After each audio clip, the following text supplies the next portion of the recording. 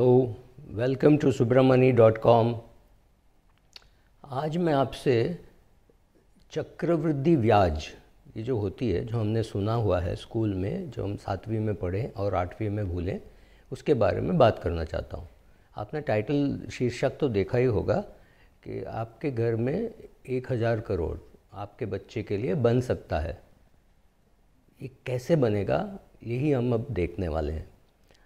अच्छा, अगर आप महीने का 30,000 रुपये का SIP कर सकते हैं, डरिए मत, 30,000 नहीं कर सकते हैं, 3,000 कर सकते हैं, तो 3,000 से भी शुरुआत हो सकती है। तो हम ये मानते हैं कि आप 30,000 का SIP कर सकते हैं और उसको हर साल 10% बढ़ा दें, 10% बढ़ा दें, तो अगले साल होगा 33,000, फिर होगा 36,000, 3,000 रुपये से बढ़ता जाएगा। उसका भी कंपाउंडिंग होगा, तो थोड़ा 3,000 से नहीं, 3,300 से बढ़ेगा। आप समझ रहे हैं ना। तो ये होगा कि आपने 10-10 चक्के से बढ़ा दिया हर साल, और 25 साल की उम्र में जब आपका बच्चा 25 साल का हो जाएगा, ये मानता हूँ आज के वो बच्चा 2-3 साल का है, 5 साल से कम है, मतलब 20 साल का कंपाउंडिंग। आपने 30,000 रुपये का SIP किया और 20 साल का कंपाउंडिंग किया। अब आपका बच्चा हो गया 25 साल का। तब आपने बच्चे से कहा, अरे बच्चा, ये तेरे लिए है, और इसमें और आप 3 लाख रुपया हर साल डालते जाओ, हर साल डालते जाओ, मतलब महीने का 25-30 हज़ार रुपया आप डालते जाओ। अभी वो 3 लाख डाले, 4 लाख डाले, 5 लाख डाले, बहुत फ़र्क नहीं पड़ेगा, क्योंकि 20 साल आप डाल चुके हैं। अब ये रकम कितनी होगी जब वो बच्चा अभी बड़ा हो गया, 65 साल 70 साल का हो गया, अब 65 साल में उसके पास कितना होगा?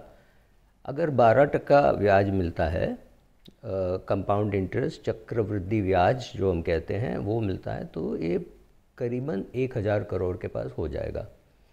अब हमारी सर में घुसता ही नहीं है कि हमारे घर में भी 1,000 करोड़ होगा, बट समझने की बात यह है कि आज नहीं, 60 साल बाद। आप 60 साल पहले आप किसी से कहते कि मेरे घर में 1 करोड़ रुपया होगा, वो आप पे हंसते, बोलते कौन, तू टाटा बिरला होना है क्या तुझे? ठीक है, हमारे घर में कंपाउंडिंग की उतनी समझ नहीं है। चक्रवृद्धि ब्याज हम स्कूल में पढ़ते हैं, हम बहुत पढ़े लिखे हैं, हमने गणित में PhD भी कर ली है, लेकिन उसका जो उपयोग है वो हम समझे नहीं ठीक से, हमको समझाया नहीं गया और हम समझने की कोशिश भी नहीं करें। ठीक है, तो आप सोचिए, आपने इतना SIP किया और SIP को आपने बढ़ावा दिया और 10-10 चक्का बढ़ाया और आपने किया, तो ये इसमें आपको और उससे ज़्यादा ज़रूरी चीज़ क्या है? सबसे ज़्यादा ज़रूरी चीज़ ये है कि आप आपके बच्चे को समझाएं कि इस रकम को हाथ मत लगाओ। हाथ मत लगाओ सिखाना मुश्किल है। पैसे में अगर आपका बच्चा अगर इसमें मान लीजिए 45-50 साल के बाद कुछ डालता भी नहीं है, तो भी फ़र्क नहीं पड़ेगा, लेकिन अगर उसमें से निकालता है तो बहुत फ़र्क पड़ेगा। तो सबसे इम्पॉर्टेंट चीज़, सबसे महत्वपूर्ण चीज़ ये है कि आप बच्चे को समझाएं कि इसको छुओ नहीं। अब आपको मैं एक उदाहरण समझाता हूँ। आपने आम खाया और उस गुठली को फेंक दिया, ठीक है? या तो आपने ये किया कि आप उस गुठली को पेड़ बना दिया, मतलब आपने ज़मीन में गाड़ दी, उसमें पानी डाला, थोड़ा खत डाला और वो बड़ा हो गया। 4-5 साल तो आप राह देखते हो, कुछ नहीं होता है। फिर 5 साल 7 साल के बाद उसमें फल आने लगते हैं। सही बात है। तो अब ये फल आता है तो फिर आपको कुछ करना नहीं पड़ता है, वो पानी भी अपने आप सींच लेता है ज़मीन से, आपको पानी भी नहीं देना पड़ता है। हाँ, ये बहुत ज़रूरी है, आप पेड़ न काटें। अब एक आध आप आम ले लें, साल का 500-1000 आम आप ले लें, वो कोई प्रॉब्लम नहीं है, कोई दिक्कत नहीं है, वैसे भी नहीं तो सड़ जाएगी, तो आप आम ले लें, लेकिन पेड़ को नहीं काटें। ये जो कंपाउंडिंग की जब मैं बात करते हैं, चक्रवृद्धि ब्याज की बात करते हैं, मैं आपसे ये कह रहा हूँ, आप उसमें से आप फल निकालेंगे ही नहीं, मतलब वहीं पे वो बढ़ता रहेगा, वो ग्रोथ ऑप्शन में होगा, मतलब डिविडेंड भी नहीं मिलेगा। आपके बच्चे को आपको एक ही चीज़ सिखाना है, इसको छुओ मत, बिल्कुल मत छुओ। ये पेड़ आपको आम देता रहेगा, और जब आप 60-70 साल के हो जाओगे, उसमें से थोड़ा निकालना और थोड़ा अपने बच्चे से कह देना कि तू आगे की पीढ़ी के लिए ले जा। तब आपका बच्चा 50 का होगा, या तो आपके पोते को कह दीजिए वो 20-25 का होगा। समझ रहे हैं? अभी आप समझिए, आज कुमार मंगलम बिरला जो बिरला ग्रुप चला रहे हैं, बहुत बड़ी ग्रुप है, बराबर है, 50,000 60,000 करोड़ का कहीं नहीं गया, उसका मार्केट कैपिटलाइजेशन उससे ज़्यादा हो सकती है। तो आप समझिए उसमें क्या हुआ है। जीडी बिरला ग्रुप में 170 साल पहले, राइट, 170 साल पहले किसी को चक्रवृद्धि ब्याज के बारे में पता था। तो 170 साल का कंपाउंडिंग है ये। जब बिरला जी ने हिंडाल्को स्टार्ट किया, वो ये नहीं सोचे कि मैं तो मर जाऊंगा, मुझे क्या ज़रूरत है ये करने की।